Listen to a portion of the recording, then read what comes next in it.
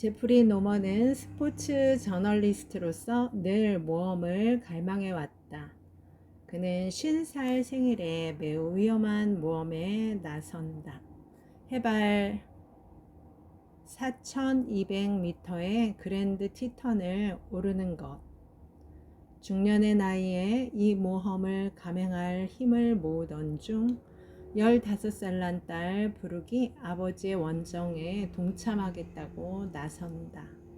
이들 부녀는 등반이 환희를 주기도 하지만 매우 위험한 운동임을 알게 된다.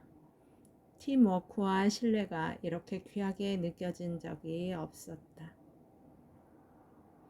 그들은 첫 산행 후에 안데스 산맥에 있는 세계의 7대 정상 가운데 하나인 아콘카과를 등정하기로 계획한다.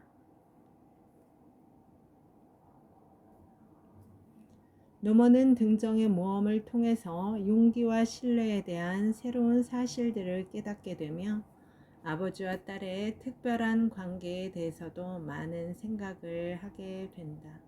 노먼은 이 여행 이야기를 하면서 역사, 문학, 등반, 문헌에 기대어 자신이 아버지가 된 이후 자신의 삶이 얼마나 풍요로워졌는지를 기록한다. 그는 산의 아름다움과 위험을 목격할 뿐만 아니라 아버지와 딸 사이의 독특한 유대, 신뢰와 존경에 기초하여 형성되면서도 이따금씩 흔들리는 순간을 맞이할 수밖에 없는 유대에도 주목한다. 어떤 책을 읽다가 이런 구절을 발견한 적이 있다. 남자가 자식들에게 줄 수 있는 최고의 선물은 그들의 어머니를 사랑하는 것이다. 나는 부르기 태어나기 전에 그 구절을 일기에 옮겨놓고 그것이 내가 아버지로서 항해하는 데 도움을 줄 별이 될 것이라고 생각했다. 아버지에게는 의무가 있고 어머니에게는 본능이 있다. 그러나 나는 초연한 아버지, 옆에 없는 아버지는 되지 않기로 결심했다. 아이들을 양육하고자 하는 본능적인 충동을 느껴서가 아니라 내가 그렇게 해주기를 아내가 바랐기 때문이다.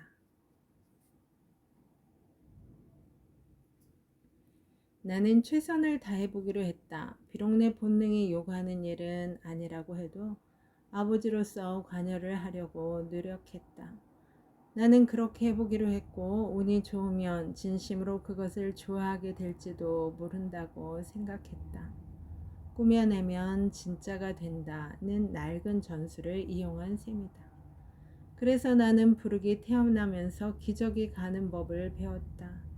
그 애가 배앓이를 할 때면 무등을 태우고 몇 시간씩 방 안을 돌아다니며 울음을 그칠 때까지 뒤꿈치를 들었다 놨다 하기도 했다. 나는 이 일에서 아내보다 나았고 잊지 않고 아내에게도 그 점을 주지시켰다.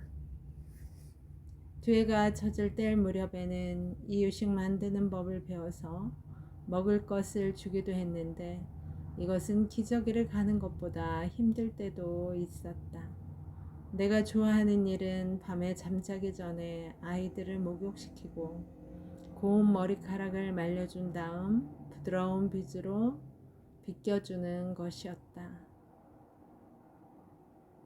부르은 금발이었고 헤이들리는 검은색에 가까웠다. 두 딸은 단지 비슷하지 않은 정도가 아니라 정반대인 면들이 많았는데 머리카락도 그 가운데 하나였다. 이런 차이를 관찰하는 것은 재미있는 일이었다. 나는 왜 하늘은 파랗냐로부터 시작해서 끝도 없이 이어지는 부르게 질문에 대답하기를 좋아했고 헤이들리가 개나 고양이와 노는 것을 지켜보면서 내 직관에 의지해서 그 애가 같이 놀던 동물을 쫓아버리는 데 얼마나 걸릴지 추측해보는 것을 즐겼다.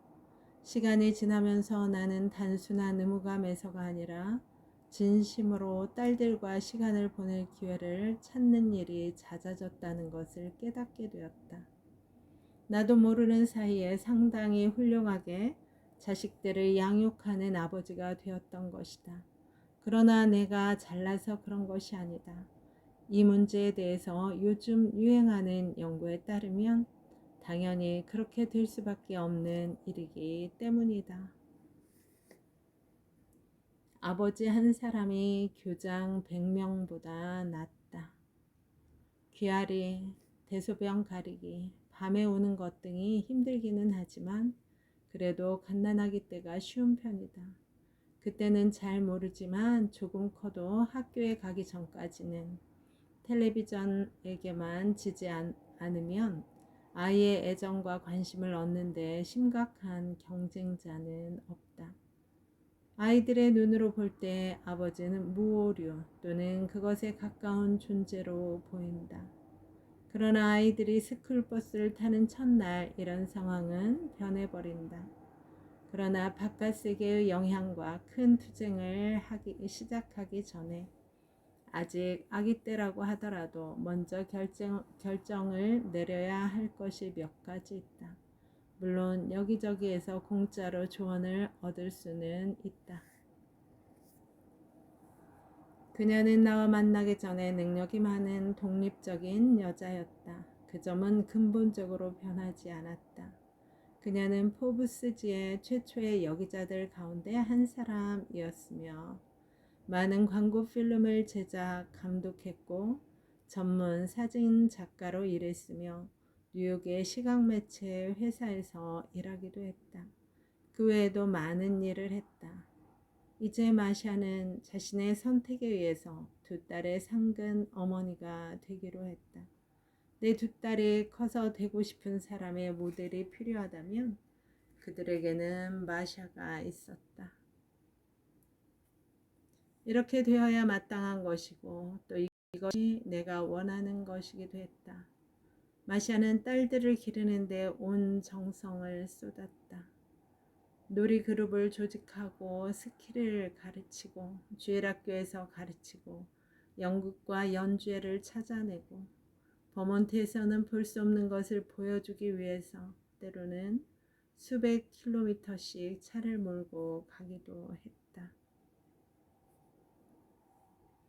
마샤와 나는 순진하게도 버몬트로 이사만 가면 현대 미국에서 성장 과정의 일부를 이루는 것처럼 보이는 마약, 알코올, 쉬운 섹스, 퇴학 등을 피할 수 있을 것이라고 생각했다.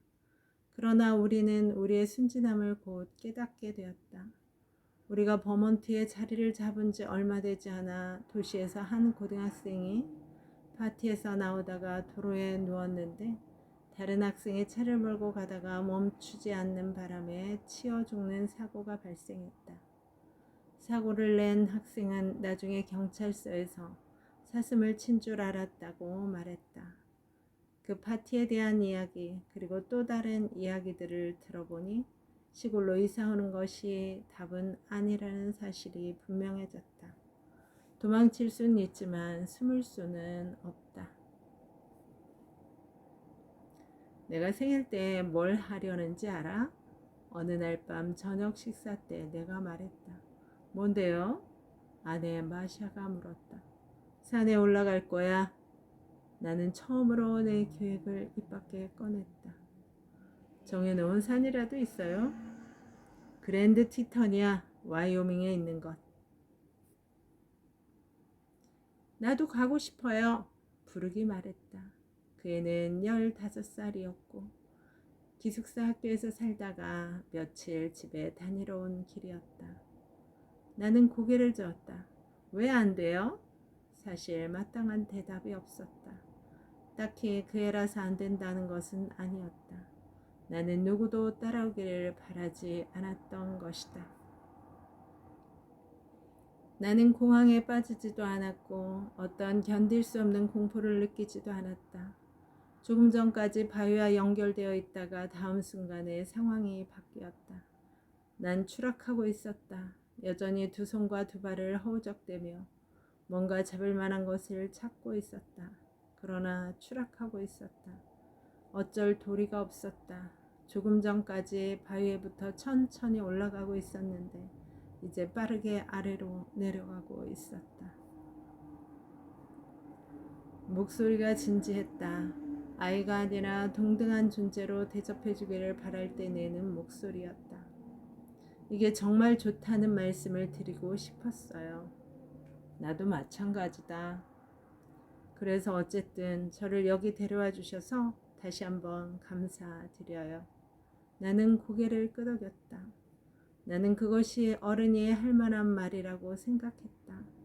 그리고 내가 상상할 수 있는 최고의 생일 선물이라고도. 나는 잠시 부르게 올라오는 모습을 지켜보다가 카메라의 렌즈로 그의 모습을 지켜보며 사진을 찍었다. 두서없이 떠오르는 생각들 가운데는 내가 내 딸이 삶에서 전진하는 모습을 35mm 렌즈로 바라본 적이 많다는 생각도 있었다. 그래, 적어도 이런 추억들, 그리고 이 사진들은 남겠구나. 이것은 쇼핑몰이나 라스베가스에서 가족끼리 시간을 보내던 것에 비하면 큰 진전이었다. 부르기 벽을 타고 올라오는 동안 필름 한 통을 거의 다 썼다. 그 애는 바위에서 뒤로 허공에 몸을 기대고 있었다. 부르기 바위를 타고 올라오는 모습. 얼굴은 자신감으로 단단하고 금발은 아침 햇살을 받아 반짝이는 모습. 나는 그 모습을 하루 종일이라도 보고 있을 수 있을 것 같았다. 옛날에 요람에 누워 잠든 모습을 볼 때 그랬듯이. 따님과 함께 정상에 있습니다. 이리로 오시죠. 가야죠. 잠깐만 시간을 주세요. 우리는 함께 해냈다. 정말 기분이 좋았다. 있잖아요. 좀 그리워져요. 나도 마찬가지야. 언제 또 함께 큰일을 해봐야 하지 않을까요?